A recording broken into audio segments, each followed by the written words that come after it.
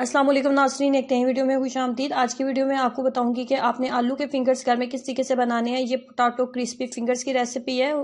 आपने इस तरह की काफ़ी वीडियोस चिकन के साथ आपने नेट पे देखी होंगी कि काफ़ी ऐसी रेसिपीज़ आपको नेट पे मिलेंगी जो जिसमें चिकन का इस्तेमाल किया जाता है। तो चिकन के बगैर अगर सिर्फ आलू के साथ अगर हम इसको बनाएं तो ये किस तरीके से बनेंगे, क्योंकि आलू जो होते हैं बच्चों को खाने में बहुत पसंद होते हैं। बच्चों को क्या, बड़ों को भी, सबको खाने में बहुत पसंद होते हैं। और आजकल ऐसा मौसम है, तो ऐसे मौसम में आप इस रेसिपी को जरूर ट्राई कीजिएगा। इसमें सबसे पहले हम लेंगे आधा किलो के करीब आलू, और आलू लेने के बाद आपने क्या करना है कि उनको बॉईल कर लेना है। बॉईल करने के बाद उनको इस तरीके से बारीक कद्दूकस कर लेना है आपने, कि जो मिक्सचर आपके पास तैयार हो वो बिल्कुल एक क्रीमी फॉर्म में होना चाहिए। उसके बाद 2 बड़े खाने के चम्मच आपने मैदा लेना है। मैदे में डालना है आपने 1 टीस्पून नमक, और थोड़ी थोड़ी मिकदार में पानी ऐड करते जाएं, और एक पतला सा मिक्सचर आपने रेडी कर लेना है। मिक्सचर आपको जैसे कि वीडियो में नज़र आ रहा है बिल्कुल ऐसा होना चाहिए, और बहुत अच्छे तरीके से आपने इसको मिक्स भी कर लेना है। ना ही बहुत ज़्यादा पतला होना चाहिए, ना ही बहुत ज़्यादा थिक आपने इसको करना है कि कोटिंग करना हमारे लिए मुश्किल हो जाए। उसके बाद नंबर 3 पे हमने लेने हैं कॉर्नफ्लेक्स। कॉर्नफ्लेक्स को लेने के बाद आपने इसको मोटा मोटा आपने इसको कूट लेना है, और बहुत ज़्यादा बारीक पाउडर फॉर्म में इसको नहीं करना, ना ही बहुत ज़्यादा आपने मोटा रखना है। बस इस तरह की इसकी लुक होनी चाहिए कि कोटिंग करना आसान हो जाए, और कोटिंग जो है हम जब करें तो इसकी लुक बहुत अच्छी आए। उसके बाद जो आलू है उसके अंदर मसाले ऐड कर लेते हैं, जिसमें सबसे पहले मैंने ऐड किया 1 टीस्पून नमक। उसके बाद 2 टीस्पून लाल मोटी मिर्च। उसके बाद 2 टीस्पून ही मैंने इसके अंदर चाट मसाला ऐड किया। चाट मसाला 2 टीस्पून ऐड करने के बाद नंबर 4 पे सबसे लास्ट में हम इसके अंदर ऐड करने वाले हैं ग्रीन चिली सॉस, और ये इसकी मिकदार रखेंगे 2 tablespoon green chilli sauce add करेंगे। अगर आपके पास ग्रीन चिली सॉस मौजूद नहीं है तो आप इसके अंदर रेड गार्लिक सॉस जो मिल जाता है वो भी ऐड कर सकते हो। ग्रीन चिली सॉस मैंने ऐड किया है। ग्रीन चिली सॉस ये इस तरह का किसी भी किराना स्टोर से या फिर किसी भी बेकरी शॉप से बहुत आराम से मिल जाएगा। अगर नहीं मिल रहा तो फिर आप इसके अंदर जो है गार्लिक सॉस भी ऐड कर सकते हो, चिली गार्लिक सॉस भी ऐड कर सकते हो, जिससे इसका टेस्ट टोटली डिफरेंट हो जाएगा। उसके बाद इस तरीके से आपने इसको शेप दे लेनी है एक पेड़े की शेप देने के बाद इसके ऊपर डालूंगी थोड़ा सा मैदा। मैदा ऐड करेंगे। मैदा ऐड करने के बाद हाथों की मदद से पहले इसको प्रेस कर लेते हैं। लेकिन एक बात जो मैं इसमें आपको बताना भूल गई हूँ कि जब आपने इस मिक्सचर को रेडी करना है, जब आपने तमाम मिक्सचर रेडी किया और इसको पेड़े की शेप देने से पहले इसको आप 15 से 20 मिनट के लिए इसको फ्रीज़र में आप जरूर रखें, जिससे ये थोड़ा सा जो है ये इसकी शेप में आपको लाना आसान हो जाएगा। और फ्रीज़र में इसको 15 मिनट आप ज़रूर रखें।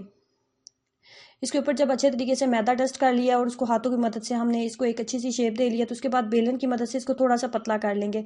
बहुत ज़्यादा बेलन का इस्तेमाल हमने नहीं करना, बहुत ज़्यादा इसको प्रेस नहीं करना कि इसको हमें संभालना थोड़ा मुश्किल हो जाए। बस इतनी से हम शेप देंगे कि ना ही ये बहुत ज़्यादा मोटा रहे और ना ही बहुत ज़्यादा पतला हो, कुछ इस तरह जैसे कि वीडियो में आपको नज़र आ रहा है।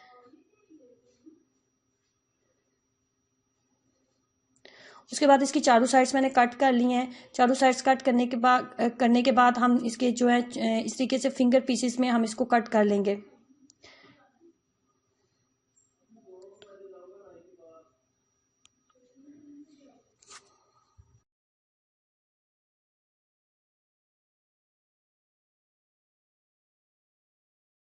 अब आपने एक एक पीस उठाते जाना है, और मैदे के साथ इसकी सबसे पहले आपने मैदे के साथ कोटिंग करनी है। मैदे का जो हमने मिक्सचर रेडी किया था उसके साथ आपने इसकी कोटिंग करनी है।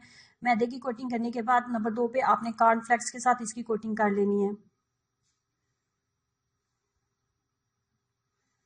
कॉर्नफ्लेक्स के साथ कोटिंग करने के बाद जो है हमारा तमाम पोटैटो फिंगर्स हैं वो हमारे रेडी हो जाएंगे। उसके बाद का स्टेप जो है बहुत ही आसान और सादा सा स्टेप है कि हमने इसको सिंपल फ्राई करना है। फ्राई करने का तरीका ये होगा कि कुकिंग ऑयल को पहले बहुत ज़्यादा आप गर्म कर लें। जब अच्छे तरीके से गर्म हो गया तो फ्लेम को बिल्कुल लो कर दें। हाई फ्लेम के ऊपर या मीडियम फ्लेम के ऊपर इसको बिल्कुल ना बनाएं, क्योंकि ये बहुत जल्दी बर्न हो जाएंगे, बहुत जल्दी ये ऊपर से डार्क होना स्टार्ट हो जाएंगे। तो जितना ज़्यादा लो फ्लेम के ऊपर आप इसको बनाएंगे इतना ज़्यादा अच्छा आपको रिजल्ट मिलेगा। बहुत ज़्यादा पकाने की तो हमें ज़रूरत ही नहीं है, क्योंकि आलू जो है वो ऑलरेडी बॉयल है, और सिर्फ मैदा जो हमने उसके ऊपर कोटिंग की है और कॉर्नफ्लेक्स जो है इसी को थोड़ा सा हमने लाइट ब्राउन सा कलर देना है। इसे बहुत ज़्यादा अगर हाई फ्लेम के ऊपर इसको बनाएंगे तो ये बहुत ज़्यादा जल्दी डार्क हो जाएंगे। ये खाने में बहुत टेस्टी बनते हैं। अगर आपके घर में बच्चों को आलू खाने बहुत पसंद है, या नॉर्मली बच्चे जो है खाना नहीं शौक से खाते, तो आप ऐसी चीज़ें अपने बच्चों को दे सकते हैं। ये उनकी सेहत के लिए बहुत ही बेहतरीन है। फाइनली ये रेडी हो चुके हैं। ये न सिर्फ देखने में बहुत अच्छे बने हैं बल्कि खाने में भी बहुत टेस्टी बने हैं। आप एक दफ़ा इस रेसिपी को ट्राई करोगे तो आप इसको बार बार बनाओगे।